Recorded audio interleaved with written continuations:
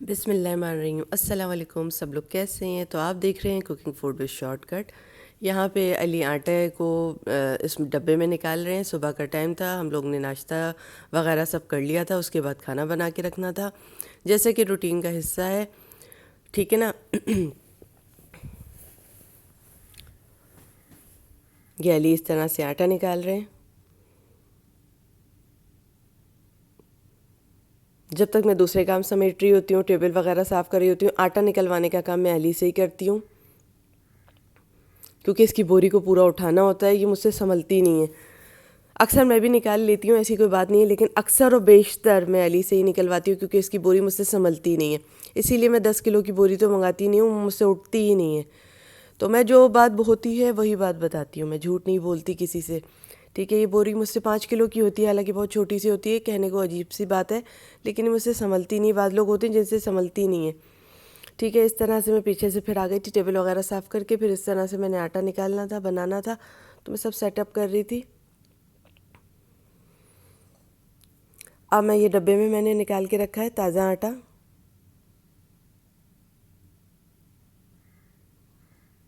ٹھیک ہے۔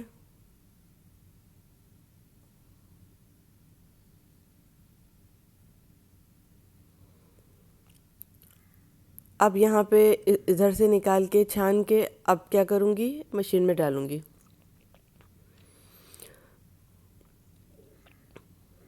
ٹھیک ہے۔ اچھا، کچھ لوگ مجھ سے پوچھ رہے تھے آ کے، میرے جو ڈی ایم وغیرہ چل رہے تھے ادھر انسٹا پہ، تو کہہ رہے تھے کہ نا کیا کہتے ہیں کل کہاں تھی۔ دیکھیں یار دوستوں، کل میں سب سے پہلے مجھے بہت سارے کام سمیٹے تھے، تو سارے کام میں نے کل ہی رکھ لیے تھے، ٹھیک ہے۔ میں نے آپ سے کہا تھا نا میں تیار ہو کے جا رہی ہوں، میں نے اپنے ولاگز میں سب بتا دیا تھا کہ میں تیار ہو کے بیٹھی ہوں، وہ میں نے ایک ہی دن میں سارے کام کر لیے، جس کی وجہ سے وہ ہوا یہ کہ میں بتا رہی ہوں، میں امتیاز گئی نا، امتیاز میں نا ہماری گاڑی جو تھی وہ گلشن کی طرف پارک ہوئی تھی، ایک دم بالکل گلشن کی طرف پارک ہوئی تھی، تو ہمیں پیدل چل کے امتیاز آنا پڑا۔ جب امتیاز ہم پیدل چل کے آ رہے تھے تو وہاں ہوا کا جھونکا اس قدر تھا جس کی کوئی انتہا نہیں، اتنا زیادہ مجھے سردی لگ گئی جس کی وجہ سے تو میرا تھوڑا گلا بھی خراب ہو گیا، جس کی وجہ سے تھوڑا سا مجھے بخار بھی آ گیا، ورنہ رات میں آ کے میں ضرور ولاگ اپلوڈ کر دیتی۔ میں رات کو تھوڑا سا بخار میں تھی، تو مجھے بخار آ گیا تھا سردی لگنے کی وجہ سے۔ دیکھیں اگر سردی لگ رہی ہے آپ کو، میں آپ کو یہاں پہ یہ بات بھی کلیئر کروں جو میرے ساتھ ہوئی، اگر سردی لگے گی آپ کو تو سردی لگ کے بخار چڑھے گا آپ کو، کہ آپ کا پورا بدن شیفر ہو رہا ہوگا اور ہیٹ ہو رہا ہوگا، آپ کا بدن گرم ہو رہا ہوگا اور شیفر ہو رہا ہوگا، مطلب آپ کانپ رہے ہوں گے بری طرح سے آپ۔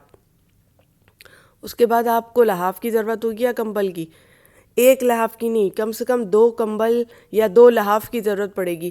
مجھے 2 کمبل اور 2 لحاف اور ایک چادر میں نے اوڑھی، جب جا کے میری وہ بدن کی سردی نکلی ہے، کیونکہ مجھے لگ رہا تھا جب گلشن کی طرف سے میں امتیاز آ رہی تھی کہ بہت عجیب سی ہوا چل رہی ہے۔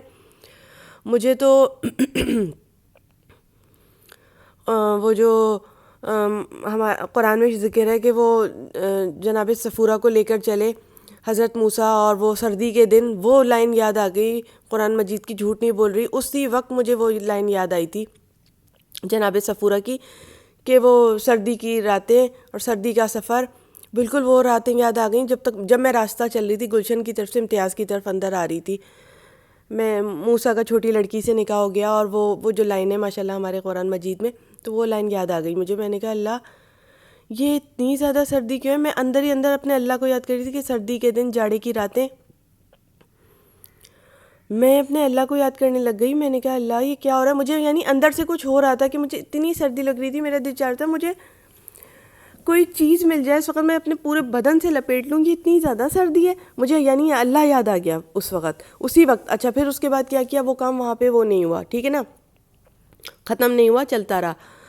ہم لوگ پھر گئے چولہا لینے کے لیے، گیس کا، ٹھیک ہے۔ ہم نے وہاں سے پھر چولہا پرچیز کیا کیونکہ گیس بہت تنگ کر رہی ہے، ضلالت کر رہی ہے۔ میں نے کہا آج اس ضلالت کو ختم ہی کر دیتے ہیں، اپنی مرضی پہ چلیں گے، جب گیس آئے گی، جب ہمارے پاس ہوگی، جب گیس آئے گی تو یوز بھی کر لیں گے۔ یہ سویرے اٹھنے کا نظام بالکل ہی وہ کرتے ہیں کہ گیس آ رہی ہوگی چلو چائے بنا لیتے ہیں، گیس آ رہی ہوگی اس وقت یہ کر لیتے ہیں۔ ہم ٹائم ٹو ٹائم چل رہے ہیں، ہم یہ ٹائم ٹو ٹائم چلنا بالکل ہی ختم کر دیتے ہیں۔ میں نے ایک چولہا لیا جو کہ مجھے ملا ہے 4000 روپے کا، ٹھیک ہے۔ چولہا لگوایا، وہ میں نے پورے گیس کی فٹنگ لگوائی، 1000 روپے میں نے فٹنگ والے کو دیے، 5000 روپے کا میں نے چولہا لگوا لیا الگ سے۔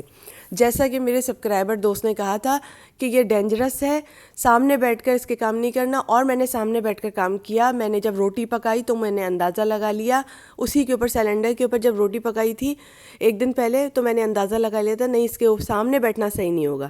ٹھیک ہے، میں نے پہلے بھی کہا جب مجھے معلومات ہو جاتی ہے کسی چیز کی تو میں اس میں دیری نہیں کرتی، میں فوراً جا کے بدل لیتی ہوں. مجھے وہی سین یاد آیا جو میرے دوست نے کہا تھا، جو مجھے یوٹیوب کی طرف سے اللہ نے نواز دیے ایک دوست، تو انہوں نے یہ کہا تھا کہ پائپ لگائیں، اس میں پائپ لگا کے ایک چولہا لگائیں اور وہ کر لیں. جب میں روٹی پکانے کے لیے مجبوراً بیٹھی تو میں نے کہا نہیں یہ غلط ہے، اس پر روٹی پکانا ڈینجرس ہوگا، اور یہ ہے بھی چھوٹا سا اور مجھے جھک جھک کے پکانی پڑ رہی ہے. تو میں نے اس میں پورا فٹنگ کی جو 5,000 روپے کی بیٹھی ہے. سلنڈر ہمارا اپنا تھا جبکہ، اور گیس بھری ہوئی تھی، تو 5,000 روپے کی الگ سے فٹنگ کروائی. ٹھیک ہے، پھر اس کے بعد میں نے مجھے ایک سوٹ پسند آ گیا وہیں پر، تو میں نے جب اس کو واپس ہم لوگ چھوڑنے کے لیے گئے گیس کی فٹنگ والے کو کروانے کے بعد، تو مجھے ایک سوٹ جہاں پسند آیا تھا، میں نے سوچا تھا میں واپسی میں جب گیس والے کو چھوڑنے کے لیے آؤں گی نا، فٹنگ کروانے والے کو چھوڑنے کے لیے جب ہم آئیں گے تو یہیں سے میں ایک سوٹ اٹھا لوں گی. تو میں نے ایک سوٹ مجھے اچھا لگا تو میں نے اٹھا لیا ہے، وہ مطلب پسند کر لیا، لے لیا، خرید لیا، بائی کر لیا. تو میں وہ بھی آپ کو اگلے ولاگ میں دکھا دوں گی. ٹھیک ہے، یہ سب کام میں نے ختم کیے. اس کے بعد آ کے یہ کھانا پک رہا ہے. ٹھیک ہے، یہ کھانا پک رہا ہے، یہ ولاگ لے لیا تھا. اتنے سارے کام جب میں نے ایک ساتھ کیے تو آپ سوچیں تو میری طبیعت تھوڑی سی تو ہونی تھی نا، جس کی وجہ سے میں آپ کو پھر سے وہاں سے کنٹینیو کرتی ہوں کہ میرے کو سردی لگ کے مجھے 2 لحاف 1 چادریں اڑانا پڑا. لحاف تو ہمارے گھر میں ہے نہیں، کمبل جس کو آپ کمبل کہتے ہیں، بلینکٹس کہتے ہیں. 2 بلینکٹ اڑائے مجھے علی نے، اور چادر اڑائی. مجھے اتنی سی بھی سردی، اگر علی گولی بھی دے رہے تھے بروفین کی کھانے کے لیے تو اس کے لیے لحاف کا منہ کھول لیتے تو میں آپ رہی تھی. اچھا مجھے پہلے شک ہو گیا تھا، میں اللہ کی آیت قرآن مجید کی وہ یاد کر رہی تھی، اللہ کی وہ جو لائن ہوتی ہے وہ اردو میں میرے ترجمہ بار بار ہو رہا تھا، موسیٰ کا چھوٹی لڑکی سے نکاح ہو گیا اور موسیٰ چلے سردی کی راتیں، جاڑے کی راتیں، جاڑے کے دن، اور صفورہ کو درد ذے ہوئے، وہ لائن ہے نا وہاں پہ.